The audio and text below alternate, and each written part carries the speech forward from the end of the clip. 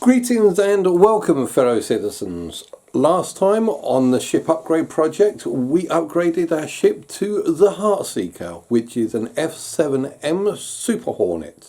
And because I like that ship so much, we are currently leaving that ship and starting again from afresh. So not only did we get the Heartseeker, but we also got a quad bike to start off with, because that was coming out with new LTI tokens as well. So with a new LTI token in place, let's see what we get to upgrade this ship for. And in this week, or this month should I say, we upgraded it to the 300i, which was a nice little upgrade. Not much. It still is a little bit lower than when we first started off with the Spartan, but it has still got a good upgrade path to go through for this. So far we've got the Spartan, we have got the Heartseeker, and we have now got the 300i. So let's have a little look at the 300i. First up, as with what I've been doing with almost every ship that we've done so far, let's see if we can put this ship into the back of the C2. Like all the others that we've done so far, we've just shoved them into the back and then just drove them out over the moon of Yella. So let's see what happens if we try and plug this into the back of the C2. Yeah. I don't think that's going to fit. It's a little bit too big. I know, I got a little bit of an idea that we can do to help fix this. Yeah, that didn't quite work. Hold on a minute, this just takes a little bit of ingenuity, a little bit of fiddling around.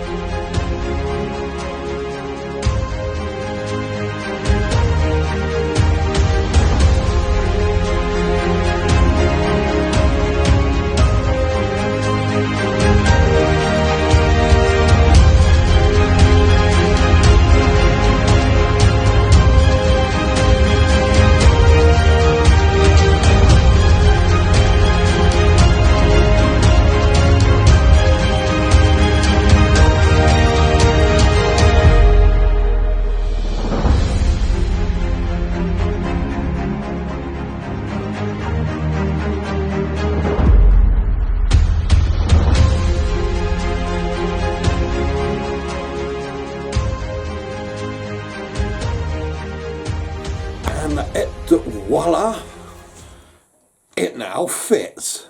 And as you know of the rule of thumb, if it sits, it fits, or if it fits, it sits, or something like that. But yeah, now as you can see, we've got no problems at all fitting the 300i into a C2. No problem whatsoever. Ignore the sparks and the fire and the smoke and the gunshots, and yeah, ignore all that. It is perfect. Yeah, absolutely perfect. But yeah, so what do we get for the C2? Not the C2. Yeah, we already got the C2. What do we get for the 300i? Well, the 300i has got a little bit of a history at the moment. It was one of the first ships that I actually upgraded to, because I absolutely loved the look of the 300i. I mean, it is such a sleek, sexy, great first upgrade ship. I mean, when you first start out in the universe, you start off with like the Aurora or Mustang at the lowest end level. And people always keep asking me, what ship should I get to upgrade from their starter ship? Now, a lot of people out there say, oh, go for the Cutlass Black, or go for the Titan, because the Titan is the best thing out there, best thing since I've bred. And I mean, the Cutlass Black is a little bit on the expensive side, and it's a Drake ship. The Titan looks ugly as freak, but the 300i is sexy. It is a nice, good-looking ship.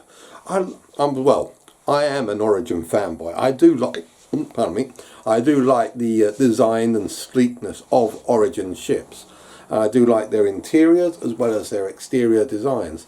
And with the 300i, I like the idea of waking up in that bed and just having like the moon window that's hanging over you, just shining all the stars through as you make way into the starlit darkness to the cockpit to turn on all the lights.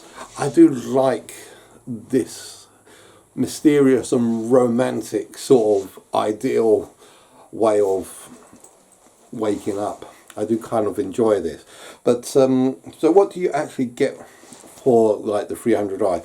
Well, I mean, I'll put up here a sort of little cheat sheet from DPS calculator. As far as I know, it's got something like 3 size 1s or size 2s or size 3. It's got some cannons. Yeah, as I said, it's all up there, all the details. I can't remember all of it off the top of my head. But yeah, I have used this ship. This was like the ship, well, I didn't actually use the 300i. I used the 315p when I started, when I chose that. Because I looked at this ship and I thought I wanted that ship. I like that design. But for a little bit more, I went for the exploration version and went for the 315p because I like the fact that it had a tractor beam on it. I like the fact that its tank could hold a fair extended journey. You could travel around the solar system several times before this thing runs out of power or gas. And it's also got a nice refueling. The 315p was the exploration variant of the 300i. The 300i is the bog standard generic jack of all trades, whereas the 315p goes a little bit further, and I think the 315p has a little bit of extra cargo space on the underside as well. But yeah, it's not the combat ship, it's not the racer, it's not the exploration, it is just the generic jack of all trades ship. And I think it does quite well because you can use this to go do a little bit of bounty hunting, you can do a little bit of cargo delivery, it's got some room for box delivery, both inside and outside of the ship. So I mean, you can even drop down the cargo ramp underneath it if you want to start storing your boxes in the cargo bay underneath the ship as well. But yeah, the 300i is not a bad little ship. It is quite a good as your first upgrade and one that I certainly would recommend. But what else? Okay, but there isn't really much else that I could talk about this ship. I mean, yes, it's got missiles, it's got guns, got some cargo space, but that's not what you want to see. You want to see that sexy look. What else does it have here? The 300i is one of the only ships that you can customize, or should I say the 300 range series is one of the only ships that you can actually customize, because when you're trying to buy these in the store, you can actually buy a few. You can change its interior design a little bit. You can change like the seats. You can change the seats, the type of wood paneling, the carpet, the bed sheets. You can put in a couple of things like processors, sound system, clocks, and all the other little things that you like. As you can probably see from the video behind me, I'll do a little quick screen capture of how you can do that. But yeah, but this is one of the only ships out there that you can customize to this event, to this sort of level.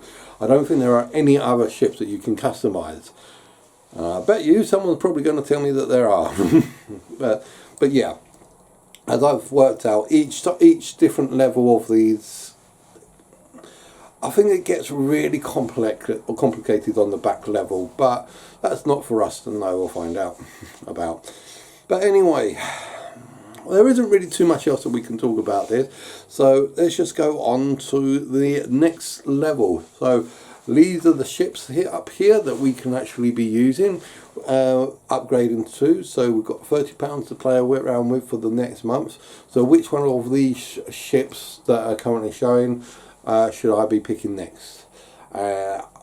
FYI, I am quite looking at that Gladius, or the Gladiator, yeah, that one at the very end. I'm quite interested in that one, see if that will be good, but let's find out what we'll get in the end. So thanks very much for watching. Don't forget to like and subscribe, and I'll see you guys out there.